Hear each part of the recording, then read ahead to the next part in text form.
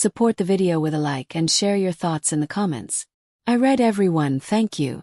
I never thought I'd be the kind of woman who would cross that line just to make a point. But when you live long enough inside silence, you start doing reckless things just to feel seen. My name is Evelyn. I'm 38, married to Marcus for 11 years, and this is the story of the moment I broke my marriage on purpose, expecting chaos, only to be met with nothing. When Marcus and I first met, he was steady. Not flashy, not dramatic. He showed up when he said he would. He listened. That felt like safety to me. We built a life the quiet way. A small house, shared routines, Sunday mornings that didn't need plans. For a long time that was enough. But somewhere along the way, quiet turned into absent.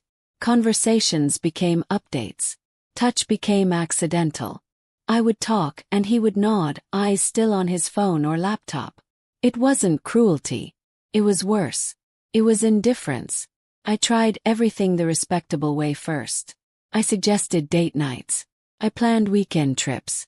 I dressed up on random Tuesdays just to see if he'd notice. Sometimes he did, but the effort felt borrowed, like he was checking a box rather than wanting me. I remember one night saying, half joking, half desperate, "Do you even miss me?" He laughed softly and said, "You're right here."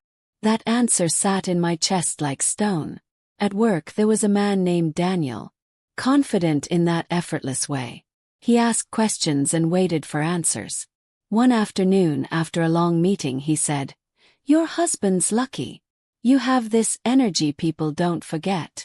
I smiled, but something inside me cracked open. It wasn't about him. It was about being noticed. When he later suggested drinks, I said no. When he tried again, I hesitated. Then one night, after Marcus canceled dinner for the third time that week, I said yes. Nothing happened that first night. Just talking, laughing, being reminded of who I used to be.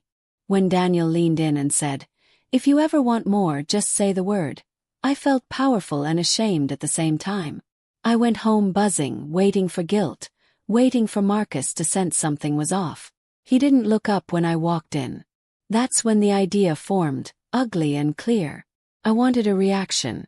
I wanted proof that I still mattered enough to lose. The next morning, I told Marcus another man had made an offer. Not just attention. Voice. I watched his face carefully, expecting anger, jealousy, fear. He just said, "Okay," and asked if I wanted coffee. That hurt more than yelling ever could. If this moment already feels familiar to you, take a second to like and share this story so it reaches others who might be silently living the same reality. I cheated because I wanted him to stop me. I wanted him to fight. I wanted him to say, "Don't." Instead, Marcus grew quieter. Kinder even.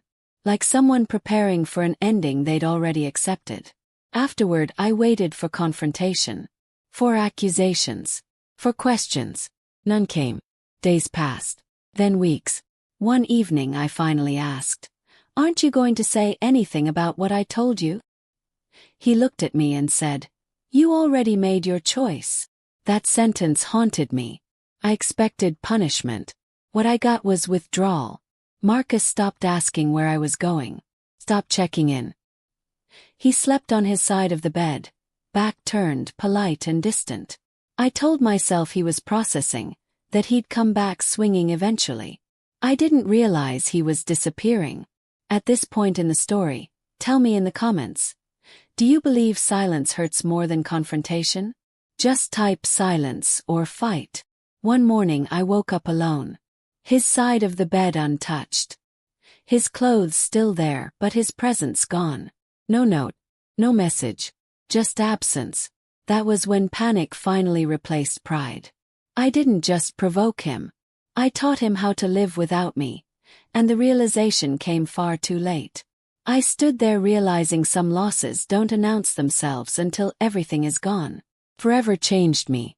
At first I told myself Marcus would come back. Men like him don't just vanish, I thought. He was predictable, reliable, the kind of man who paid bills early and returned shopping carts. I expected a call, text, something. Instead, the house stayed quiet in a way that felt permanent. Days turned into a week.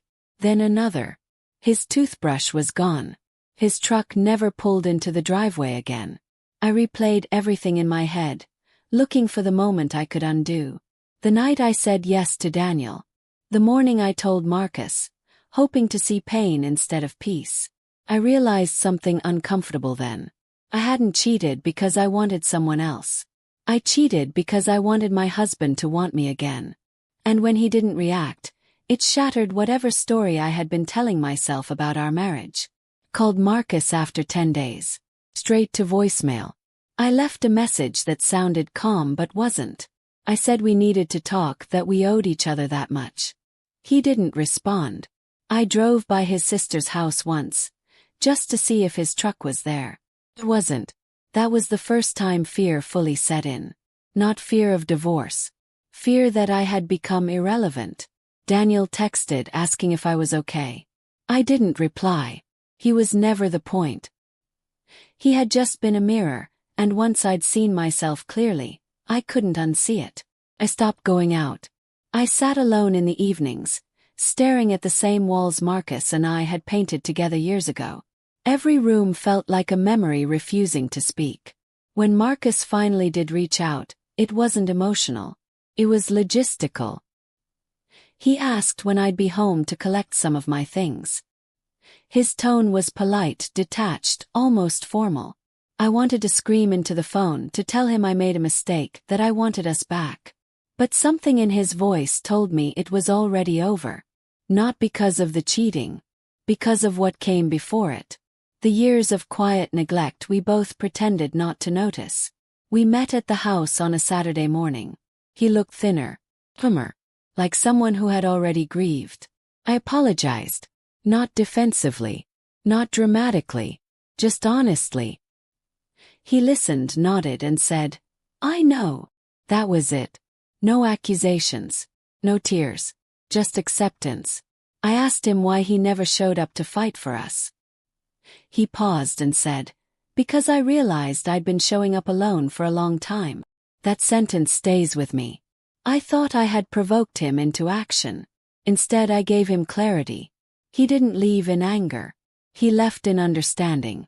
And that hurt more than being hated ever could. If you've ever felt ignored in a relationship and reacted in ways you regret, comment the word "seen" below. Let's talk about it openly. After Marcus left for good, people asked me if I regretted cheating. The truth is complicated. I regret the reason.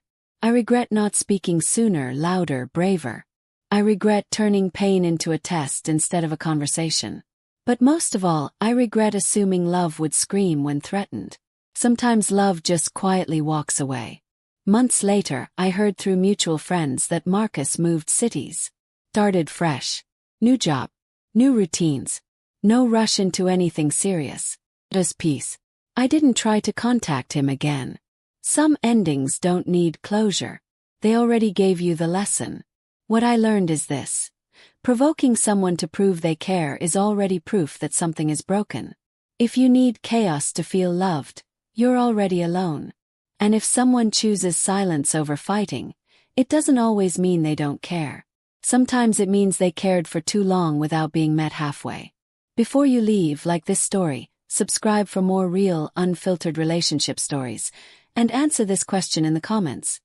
Do you believe love should fight loudly, or does real love walk away quietly when it's no longer mutual? Your perspective matters. That's the truth of what happened. I didn't lose Marcus the day I cheated. I lost him the day I stopped being honest about how lonely I was. And by the time I tried to be heard, he had already learned how to live without me.